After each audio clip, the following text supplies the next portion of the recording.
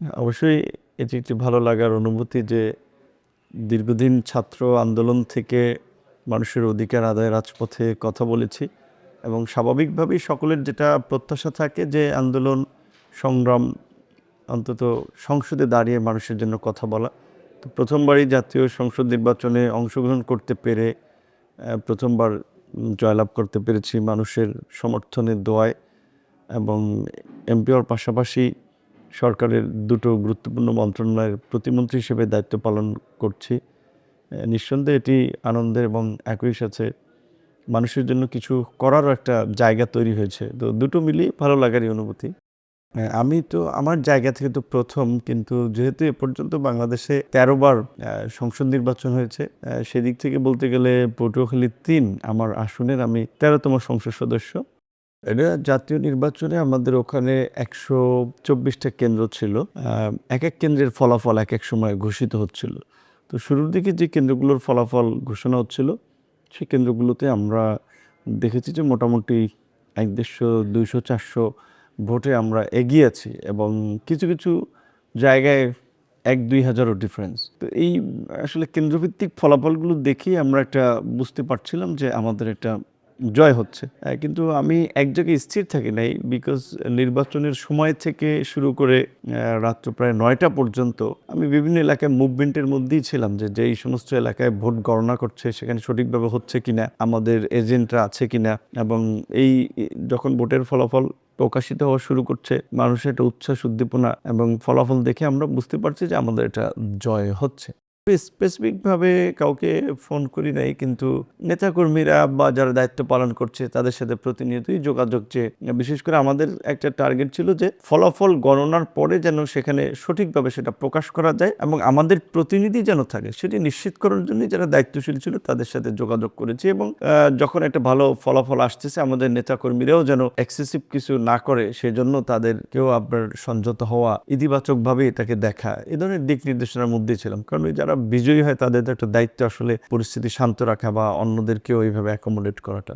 এটা রাজনৈতিক কিংবা ব্যক্তিগত সাফল্যের চেয়েও এটাকে বলতে হবে একটা কালেকটিভ প্রচেষ্টার ফল। কালেকটিভ প্রচেষ্টা হচ্ছে যে আমরা ছাত্র আন্দোলন ২০১৮ সালে সরকারি চাকরিতে কোটা সংস্কারের দাবিতে করেছিলাম। তো তখন থেকেই আমাদের একটা টিম যারা আন্দোলন সংগ্রামে আমার সাথে ছিল, তাদের একটা সম্মিলিত প্রচেষ্টাই আমার একটা ব্যক্তিগত ইমেজ এবং রাজনৈতিক অবস্থান তৈরি হয়েছে, যার ফলে আমরা এই জাতীয় নির্বাচনে আমরা যেমন বিএনপির সাথে অ্যালায়েন্স করে নির্বাচন করেছি, বিএনপি সেটাকে গুরুত্ব দিয়েছে এবং বিশেষ করে ওই আসনে বিএনপির একজন বিদ্রোহী প্রার্থী ছিলেন, তাকে বহিষ্কার করে আমাকে জেতানোর জন্য, আমার জয় নিশ্চিত করার জন্য বিএনপির কেন্দ্রীয় নেতৃবৃন্দ অনেক ধরনের সহায়তা করেছেন। তো এটি কালেকটিভ প্রচেষ্টার ফলে আমার একটা ইমেজ এবং অবস্থান তৈরি হয়েছে, যার ফলে রাজনীতিতে আমরা যখন অ্যালায়েন্স করেছি সেখানে আমাকে মূল্যায়ন করা হয়েছে এবং আমার এই সফলতা অবশ্যই এটা একটা টিম ওয়ার্কের আসলে ফল।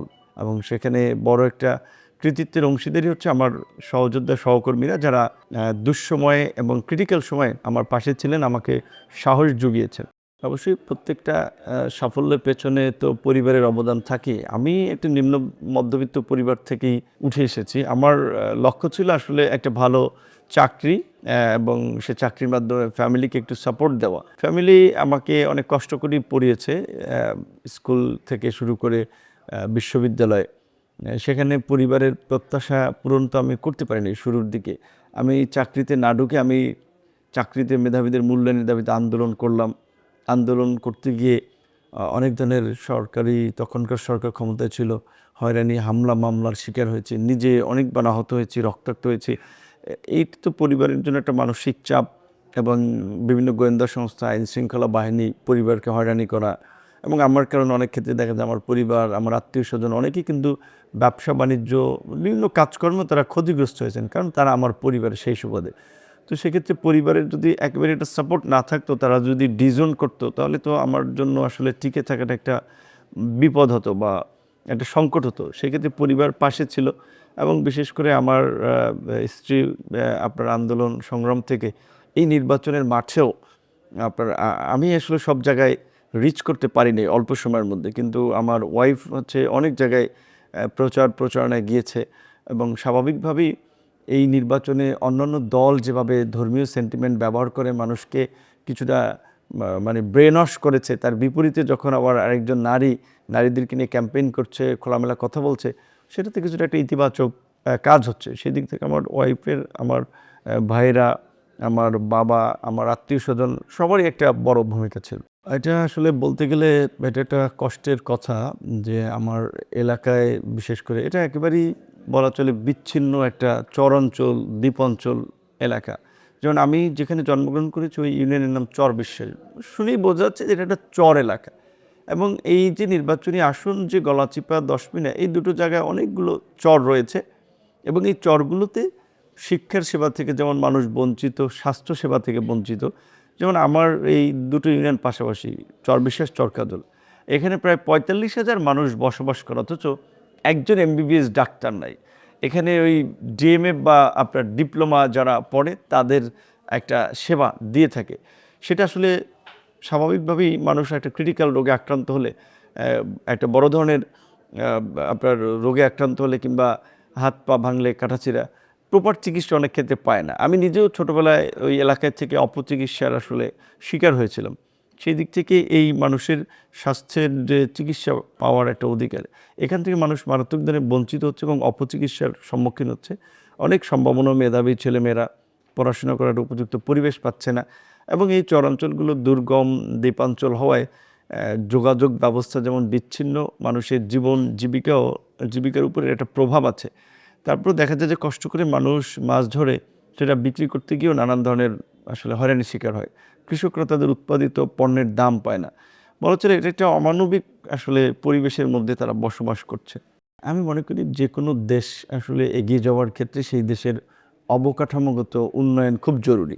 সেক্ষেত্রে আমি ওই চরাঞ্চল কিংবা নদী বেষ্টিত বিচ্ছিন্ন দুর্গম অঞ্চল, এখানে যোগাযোগ ব্যবস্থাটাকে প্রথমত আমি গুরুত্ব দিতে চাই এবং এটা একটা উন্নয়ন করতে চাই।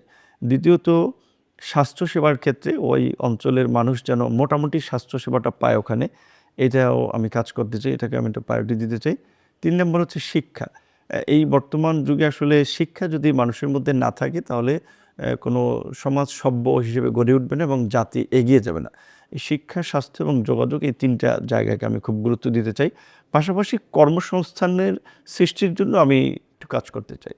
আসলে আমি যেটা ভোট চাইতে গিয়ে নির্বাচনী ক্যাম্পেইন প্রচারণায় গিয়ে যেটা বলেছি বা জনগণও যেটা বলেছে, জনগণের একটা ধারণা ছিল সাধারণ মানুষের যে যেহেতু জাতীয় পর্যায়ে আমাদের একটা পরিচিতি আছে, আমি একটা দলের প্রধান এবং নির্বাচনের সময় মানুষ ধরেই নিয়েছে যে বিএনপি ইজ কামিং টু পাওয়ার। সেই জায়গা থেকে মনে করেছে যে বিএনপির চেয়ারম্যান যারা তারেক রহমানের আমরা খুব কাছের লোক, সেই সুবাদে তারেক রহমান সরকার গঠন করলে আমরা বা আমাদের দ্বারা এলাকার উন্নয়ন হবে। ঠিক এই কনসেপ্ট থেকে আসলে মানুষ ভোট দিয়েছে যে এলাকার উন্নয়ন হবে।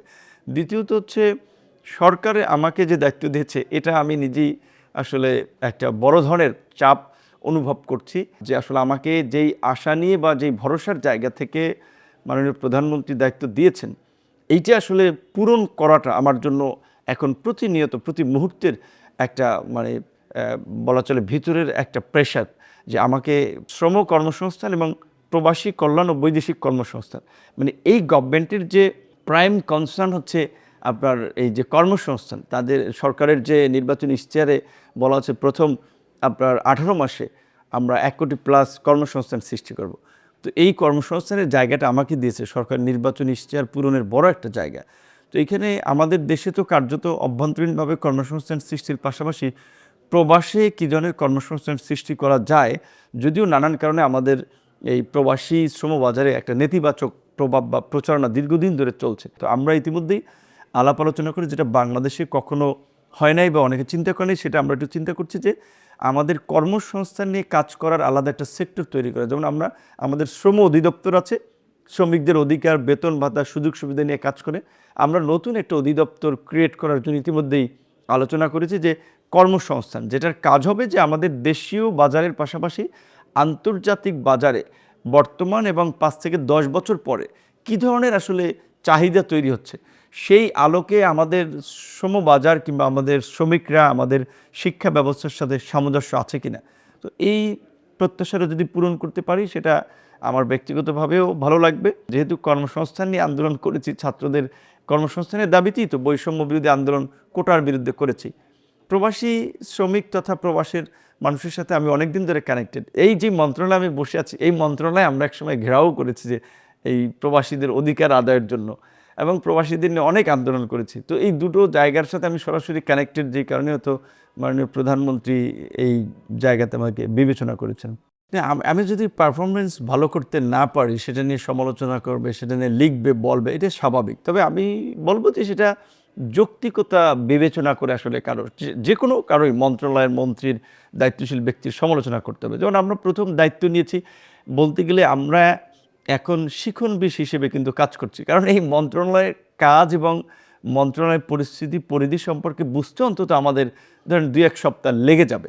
তারপরে বাংলাদেশের যে একটা ট্র্যাডিশন বলে যে কোনো কাজের ক্ষেত্রে একটা আমলাতান্ত্রিক জটিলতা, তো আমরা অনেক কিছু করতে চাই। তো সেক্ষেত্রে আমাদের তো বোঝা লাগবে যে কোন অফিসারকে দিয়ে আমরা কী কাজ করাতে পারি, দায়িত্বে আছে তারা কাজ করছে কিনা, এগুলো বুঝে ওঠার জন্য আমাদের একটু সময় লাগবে। এবং এখানে কিছু স্পর্শকাতর বিষয় আছে যেগুলোতে, যেমন হাত দেওয়াটা খুব মানে একটু ঝুঁকিপূর্ণ ওই সেন্সে যে এখানে যারাই সুযোগ পাবে না তারাই প্রশ্ন তুলবে। যেমন ধরেন আমাদের মালয়েশিয়ার শ্রমবাজার নিয়ে দীর্ঘদিন ধরে একটা সিন্ডিকেটের অভিযোগ আসছে। এখন এই শ্রমবাজারে কিন্তু আমাদের বিদেয়ী সরকার, অন্তর্বর্তীকালীন সরকারের সময় একেবারেই একটা কার্যক্রমের লিস্ট বা তালিকা পর্যন্ত মালয়েশিয়া সরকারের কাছে পাঠিয়ে দিয়েছে। আপনার সব শর্ত পূরণ করেছে এরকমের ২৬০টি প্রতিষ্ঠান, একটি শর্ত কম পূরণ করেছে, আর সব শর্ত পূরণ করেছে ১৬৩টির মতো বোধহয় প্রতিষ্ঠান। তো দেখেন, এখন যদি এটা মালয়েশিয়া থেকে এটা অ্যাপ্রুভ হয়ে আসে, তার মধ্যে কিছু তারা চুজ করে যদি অনুমোদন করে দেয়, তাহলে অনেকেই কিন্তু এটা আমাদের উপরে দায় দিতে পারে যে নতুন সরকার সে তারা সিন্ডিকেট করছে। তো এইরকমের কিছু বিষয় আছে যে যেখানে যারা সুবিধা না পায় সেখানে তাদের একটা প্রশ্ন বা একটা সমালোচনা বেশি থাকবে। তবে আমরা চেষ্টা করছি যেটা আমাদের গভর্নমেন্টের বা আমরা বাংলাদেশে যে পরিবর্তনটা করতে চাই, যেমন ধরুন এখানে ৩,০০০-এর মতো রিক্রুটিং এজেন্সির লাইসেন্স আছে। অনেকগুলো লাইসেন্সের বিরুদ্ধে অভিযোগ আছে তারা মানুষের সাথে প্রতারণা করে, কিংবা আপনার বিদেশে যেতে যেখানে খরচ যা তার চেয়ে দ্বিগুণ তিনগুণ নেয়, কিংবা তারা ঠিকঠাক মতো সেবা দেয় না। তো তাহলে এই সমস্ত প্রতিষ্ঠানগুলোকে তো লাইসেন্স দেওয়া উচিত হবে না। তো আমরা এগুলো রিভিউ করার জন্য সরকারের পক্ষ থেকে ইতিমধ্যে সিদ্ধান্ত নিয়েছি। তো দেখা যায় এই ধরনের সিদ্ধান্ত নিতে গিয়ে আপনার বিরুদ্ধে যাবে সে হয়তো কিছুটা অখুশি হতে পারে। তবে আমাদের চেষ্টা থাকবে যে যারা ভালো কিছু করবে তাদেরকে সহায়তা করে দেশের জন্য, মানুষের জন্য, প্রবাসীদের জন্য কিছু করা।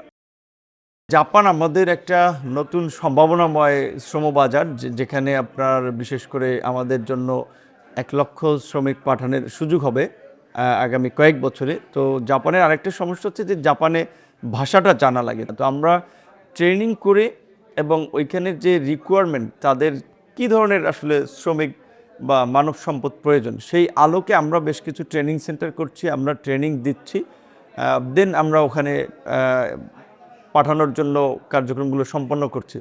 জাপানের পাশাপাশি আরও কিছু নতুন জায়গাও আমাদের জন্য উন্মুক্ত হচ্ছে, কারণ আমাদের মতো এত আসলে জনসংখ্যাও কোনো দেশে নাই, এবং আমাদের দেশের মানুষের মধ্যে যে একটা তাড়না থাকে যে নিজে প্রতিষ্ঠিত হয়ে পরিবারকে, আত্মীয় স্বজনকে একটু সাপোর্ট দেওয়া, এই দায়িত্বশীলতার জায়গাটাও কিন্তু অন্যান্য দেশের মানুষের মধ্যে কম পাওয়া যায়। তো এবং পরিশ্রমী আমাদের দেশের মানুষ, তো আমাদের দেশের শ্রমিকদের সারা বিশ্বেই চাহিদা আছে, কিন্তু এখানে একটা বিষয়ের ঘাটতি আছে।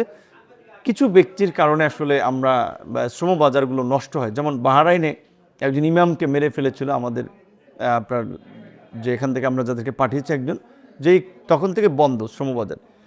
ইউএইতে আপনার বিভিন্ন দেশের যারা শ্রমিক যায় সেখানে তাদের আপনার নানান ধরনের আপনার কর্মকাণ্ডের একটা রিপোর্ট হয়।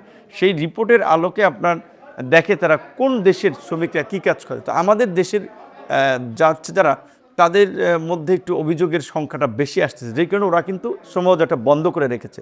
তো এইখান থেকে আমাদের যারা যাচ্ছে তাদের একটু এই বিষয়গুলো মাথায় রাখতে হবে যে আমাদের দু একজনের কর্মকাণ্ড যেন আমাদের বিশেষ করে পুরো বাজারকে আসলে নষ্ট না করে। আগামী ৫ বছরে আমরা যেটা চাই যে এই সরকারের যে কমিটমেন্ট কর্মসংস্থান সৃষ্টির ক্ষেত্রে, যেটা আমরা ইতিমধ্যে শ্রম মন্ত্রণালয় থেকে আলাদা একটা অধিদপ্তর করে কর্মসংস্থান নিয়ে স্পেসিফিকভাবে কাজ করে, এবং তার একটা ডেটাবেস করা, ধরেন যাদের চাকরি প্রত্যাশী তাদেরও একটা ডেটা থাকবে, এবং যারা চাকরি দিবে তাদের একটা আপনার ওই ডেটাবেস থাকবে, যেন ওইখানে তারা ম্যাচ মেকিং করে তারা খুঁজে নিতে পারে যে এই সেক্টরে লোকের প্রয়োজন, এই সেক্টরে এই লোকগুলো আছে, তারা যেন একটু মানে একটা প্ল্যাটফর্মে চাকরিদাতা এবং চাকরি প্রার্থীর একটা কানেকশন আমরা ঘটিয়ে দিতে পারি। দ্বিতীয়ত, দেশের বাইরে যে সমস্ত বাজারে যেরকমের চাহিদা আছে ওই আলোকে আমাদের এখানে কিছু ট্রেনিং সেন্টার করে স্কিল ম্যান পাওয়ার তৈরি করা, এবং বিশেষ করে আমাদের অভিবাসন ব্যয়, যেটা দীর্ঘদিন ধরেই অনেকেরই আপনার প্রত্যাশা ছিল যে অভিবাসন ব্যয়টা কমিয়ে না। এখন আমরা অগ্রিম বলতে পারবো না, তবে আমাদের সর্বোচ্চ চেষ্টা থাকবে যে যতটুকু আমরা কমিয়ে আনতে পারি, একেবারে লো কস্টে যেন আমরা ম্যান পাওয়ার পাঠাতে পারি। সর্বশেষ হচ্ছে যে দীর্ঘদিন ধরে মানুষের মনে যে ধরনের একটা নেতিবাচক বা ধারণা আছে যে মন্ত্রণালয়ের কাজে একটা আমলাতান্ত্রিক জটিলতা, এই আমলাতান্ত্রিক জটিলতা কমিয়ে আমরা যতটুকু অটোমেশনের মধ্যে নিয়ে আসতে পারি এবং মানুষকে যত দ্রুত সময়ের মধ্যে আমরা সেবা দিতে পারি, এই ধরনের একটা পরিবেশ তৈরি করার আমাদের চিন্তাভাবনা আছে। তরুণদের জন্য আমাদের অগ্রাধিকার হচ্ছে এখনকার এই তথ্য প্রযুক্তির যুগে তরুণরা বিশেষ করে পড়াশোনা থাকা অবস্থায় দেখবেন অনেকে আপনার ফ্রিল্যান্সিং সহ বিভিন্ন ধরনের অনলাইন আপনার বিজনেস থেকে শুরু করে প্রযুক্তির সহায়তায় বিভিন্ন ধরনের চাকরি উদ্যোক্তা হচ্ছে। সেক্ষেত্রে তাদেরকে সাপোর্ট করা সব দিক থেকে, এবং এটা একটা ইতিবাচক দিক হচ্ছে আমার ব্যক্তিগত না, সরকারের জায়গা থেকেও সরকার খুব কনসার্ন যে তরুণদেরকে আসলে কিভাবে কাজের মধ্যে দিয়ে তাদের এই মেধাকে কাজে লাগানো যায় এবং তাদের জন্য কর্মসংস্থান সৃষ্টি করা যায়। এবং সরকারের একটা কমিটমেন্ট আছে কিন্তু পড়াশোনা শেষ করে চাকরি না পাওয়া পর্যন্ত 1 বছর 6 মাস থেকে 1 বছর পর্যন্ত ভাতাও দেওয়া, সেইটার একটা বাস্তবায়ন করা। এবং দেশের বাইরে আমাদের যে সমস্ত তরুণরা যাবে, শিক্ষিত জনগোষ্ঠী কিংবা স্কিল ম্যান পাওয়ার, তাদের জন্য বিশেষ সুযোগ সুবিধা তৈরি করা। বিশেষ করে আমাদের এ পর্যন্ত 104টা আপনার টেকনিক্যাল ট্রেনিং সেন্টার আছে, যেটা জেলা থেকে একেবারে উপজেলা পর্যায় পর্যন্ত। তো আমাদের নির্বাচনী ইশতেহারে যেটা আছে যে উপজেলা পর্যায় পর্যন্ত একটা এমপ্লয়মেন্ট এক্সচেঞ্জ তৈরি করা। তো এখানে তো তরুণরাই বেনিফিটেড হবে। এই কর্মসংস্থানটা মূলত বলতে গেলে যে তরুণদের জন্য, এবং তরুণদের আসলে বাজার চিন্তা ভাবনা করেই এখানে আমাদের কাজ করা। আমাদের মন্ত্রণালয় থেকে আমরা যেটা বিশেষ করে কিছু বিষয়ে ফাইন্ড আউট করেছি যে কিছু দেশে আছে আমাদের আরএমজির বিশেষ করে ভালো একটা সম্ভাবনা শ্রমিকদের, যেমন জর্ডান, আপনার আরও কয়েকটা দেশে যায়। আবার আপনার মধ্যপ্রাচ্যে যে সমস্ত নারীরা যায় তারা নানান ধরনের নির্যাতনের শিকার হয়। তো সেক্ষেত্রে অনেক দেশের সাথে আমাদের এমইউ নাই। এমইউ না থাকার ফলে আমরা ওদেরকে জবাবদিহি করতে পারি না যে এখানে কেন আমাদের যারা শ্রমিক যাচ্ছে তাদের সাথে এই ব্যবহার করা হলো বা তাদের এই ধরনের ক্ষতি করা হলো। তো এই ক্ষেত্রে আমাদের নারী শ্রমিকদের নিরাপত্তার জন্য আমরা যে সমস্ত দেশের সাথে এমইউ নেই তাদেরকে এমইউর মধ্যে অন্তর্ভুক্ত করা, প্লাস হচ্ছে নারীদের শুধু আপনার যেটা বলে আপনার লেবার মার্কেটের পাশাপাশি আরও দক্ষ বিশেষ করে মার্কেটের জায়গা থেকে আমাদের নার্সদের একটা ব্যাপক সম্ভাবনা আছে বাইরের অনেক দেশেই। তো সেক্ষেত্রে আমাদের দেশের আপনার প্রাতিষ্ঠানিক শিক্ষায় যারা শিক্ষা লাভ করে তার বাইরেও তাদেরকে কিছু আন্তর্জাতিক মানের ট্রেনিং করতে হয়। তো বিশেষ করে এই নার্সিং সেক্টরটা তেমনি নারীদেরই প্রাধান্য। এইখানে আমরা তাদের জন্য একটু স্পেশাল একটা অ্যাটেনশন দিয়ে তাদের জন্য সুযোগ সুবিধা তৈরি করা, পাশাপাশি দেশের মধ্যে আমরা মোটামুটি বিভাগীয় পর্যায়ে আপনার অন্তত কর্মজীবী নারীদের একটা হোস্টেল সুবিধা আমরা যেটা শ্রম মন্ত্রণালয় থেকে আমরা করে থাকি, নীলক্ষেতে, ঢাকা নীলক্ষেতে আছে, নারায়ণগঞ্জ, চট্টগ্রাম হচ্ছে, পাশাপাশি অন্তত বিভাগীয় শহরগুলোতে বিশেষ করে ব্যাচেলর বা বিবাহিত নারী যারা একটু পরিবার থেকে দূরে থাকে তাদের একটা নিরাপদ আবাসন আমাদের মন্ত্রণালয় থেকে সুযোগ সুবিধা দেওয়া। পাশাপাশি সকল ধরনের কর্মক্ষেত্রে যৌন হয়রানির বিষয়ে আমরা একটা কমিটি করে দিচ্ছি 5 সদস্য বিশিষ্ট। এটা শুধুমাত্র কমিটি নয়, এটা এখন একটা ওই শ্রম মন্ত্রণালয়ের একটা আইনে এটা পরিণত করা হচ্ছে। অর্থাৎ এখানে যেন কোনো ধরনের হ্যারাসমেন্টের শিকার হলে আমরা তাদের পাশে দাঁড়াতে পারি বা প্রতিকার করতে পারি।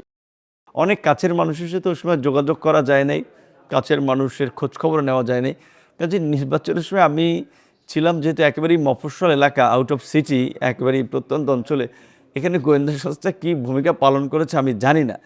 তবে সেনাবাহিনী নির্বাচনে বলা চলে একটা ভালো ভূমিকাই নিয়েছে, বিশেষ করে নির্বাচন ফেয়ার করার জন্য, ভোটাররা যেন ভয়হীন পরিবেশে ভোট দিতে পারে, এবং যেটা বলে আর কি নির্বাচনে আগে একটু একটা শক্ত পরিস্থিতি তৈরি করা, প্রার্থী ভোটারদেরকে মেসেজ দেওয়া যে আর্মি জনগণের লাইনে বা আর্মি একটা ফেয়ার ইলেকশন করতেছে। এই ক্ষেত্রে সেনাবাহিনীর ভূমিকাটা আমরা যতটুকু দেখেছি বিভিন্ন ক্ষেত্রে প্রশংসনীয় ছিল। বিশেষ করে বর্তমান সেনাবাহিনী এবং সেনাবাহিনীর কমান্ডে যারা আছে তাদের কিন্তু ধন্যবাদ দিতেই হবে। এই জুলাই গণ অভ্যুত্থান পূর্ব থেকেই তারা একটা প্রো পিপল পজিশন নিয়ে আছে, এখনও আছে, এবং আমার বিশ্বাস যে আগামীতে সেনাবাহিনীর প্রতি মানুষের যে এক্সপেকটেশন, সেনাবাহিনী দেশের স্বাধীনতা সার্বভৌমত্বের প্রতীক, জাতির যে কোনো সংকটে সেনাবাহিনী ঢাল হয়ে দাঁড়ায়, মানুষের পক্ষে অবস্থান নেয়। আগামীতে এই ধারণাটা আরও ইতিবাচক হবে এবং সেনাবাহিনীর কর্মকাণ্ড মানুষের কাছে আরও দিন দিন একটা গ্রহণযোগ্যতার পর্যায়ে আমার ধারণা পৌঁছে যাবে। আমার ওখানে তো ৩ জন প্রতিদ্বন্দ্বী ছিল, তার মধ্যে একজন ছিলেন আপনার একজন বিএনপির সাবেক নেতা ছিলেন, বিদ্রোহী প্রার্থী। তো একটা ভালো দিক হচ্ছে যে মানুষের সাথে কমিউনিকেশন ভালো, দীর্ঘদিন ধরে রাজনীতি করার সুবাদে যেটা বলে কর্মীদের সাথে যোগাযোগ আছে এবং মানুষকে কনভিন্স করাটা, এটা তার একটা ভালো গুণ আছে। আর ২ জন প্রার্থী ছিলেন, একজন ইসলামী আন্দোলনের, আরেকজন জামাতে। তো স্বাভাবিকভাবেই ধর্মীয় সেন্টিমেন্টকে সামনে রেখে যারা রাজনীতি করেন তারা একটু মানে মানুষের প্রতি একটু বেশি কি বলবেন, একটু কেয়ারিং হয়। তো আমি ওখানে জামাতের যে প্রার্থী আপনার শাহ আলম স্যার, উনি একজন শিক্ষক, অনেক ছাত্রকে ফ্রিতে পড়াইছেন, অনেক ছাত্রকে ভর্তির ক্ষেত্রে সহযোগিতা করছেন। তো এই একটা মানবিক কাজের মাধ্যমে কিছুটা তার একটা মানবিক জায়গা আছে। এবং আরেকজন হচ্ছে ইসলামী আন্দোলনের যিনি প্রতিদ্বন্দ্বী প্রার্থী ছিলেন, সে আমাদের মতো ইয়াং ম্যান, বিশেষ করে অন্যায়ের বিরুদ্ধে বলিষ্ঠ কণ্ঠস্বর, শক্ত কথাবার্তা বলেন এবং ধর্মীয় জ্ঞান থাকায় মানুষ পছন্দ করে। আমার মন্ত্রণালয়ের কাজের মধ্যে বিশেষ করে প্রবাসী কল্যাণে বৈদেশিক কর্মসংস্থান সৃষ্টিটাকেই আসলে এখানে প্রধান একটা ফোকাস আমরা দিচ্ছি। আর শ্রম কর্মসংস্থান মন্ত্রণালয় আছে দেশের মধ্যে বিশেষ করে শ্রম বাজার নিয়ে কাজ করা, শ্রমিকদের অধিকার, মর্যাদা, তাদের সুবিধা অসুবিধা দেখা, এগুলো নিয়ে কাজ করা। আমার এলাকার ভোটার এবং সাধারণ মানুষের উদ্দেশ্যে একটা কথা বলতে চাই, যেটা আমরা নির্বাচনের পূর্বে যে অঙ্গীকারগুলো করেছিলাম যে দল মত নির্বিশেষে রাজনৈতিক বিভাজনের ঊর্ধ্বে উঠে আমরা এলাকায় সম্প্রীতি, সহনশীলতার একটা নতুন রাজনৈতিক পরিবেশ তৈরি করব এবং সারা বাংলাদেশের মানুষই দীর্ঘদিন ধরে যেইগুলো নিয়ে কথাবার্তা বলে আসছে, সরকারি অফিস আদালতে দুর্নীতি, মানুষের সেবা না পাওয়া এবং রাজনৈতিক ছত্রছায়ায় রাজনৈতিক কর্মীরা মানুষকে জিম্মি করে চাঁদাবাজি, জমি দখল, হাট মাঠ, চর দখল। তো আমার ওখানে অনেক চর আছে, সেই চর দখল যারা করে আছে, আমার পরিষ্কার কমিটমেন্ট ছিল যে চরের জমি চরের সাধারণ ভূমির কৃষকরা পাবে, হাট বাজার, লঞ্চঘাট, খেয়াঘাট অতিরিক্ত কোনো পয়সা মানুষের কাছ থেকে নেওয়া যাবে না এবং কৃষকদের উৎপাদিত পণ্য বাজারজাত করার ক্ষেত্রে সেটা তরমুজ, ধান, তাদের উপরে যেটা বাড়তি চাঁদা নেওয়া হয় বা পয়সা নেওয়া হয়, এগুলো নেওয়া যাবে না। এবং পরিষ্কারভাবেই যারা এই ধরনের অনিয়মের সাথে জড়িত থাকবে, সেটা আমাদের দলের বা আমাদের সাথে যারা কাজ করেছে তারা হলেও তাদের প্রশ্নে আমরা বিন্দুমাত্র ছাড় দেব না। আমি অন্তত ইতিমধ্যেই আমাদের এই যে তরমুজের যে ব্যবসা, এটা এতদিন যে যারা চাঁদা টাদা নিত, এটাকে আমরা ফ্রি করিয়ে দিয়েছি। কারণ আমরা চাই যে মানুষ যেন ভবিষ্যতে মনে করে যে আমরা এই সময়টাতে ছিলাম, আমরা এই কাজগুলো করেছি।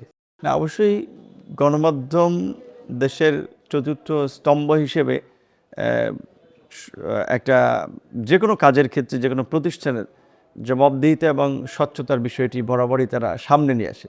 তো অবশ্যই আমি গণমাধ্যমের জায়গায় থাকলে যে কোনো মন্ত্রী দপ্তরের কাজের ক্ষেত্রে স্বচ্ছতার বিষয়টি জানতে চাবো, জবাবদিহিতা চাবো, তাদের যে দায়িত্ব সেটা তারা সঠিকভাবে পালন করছে কিনা, নির্দিষ্ট সময়ের মধ্যে তারা কি করেছে।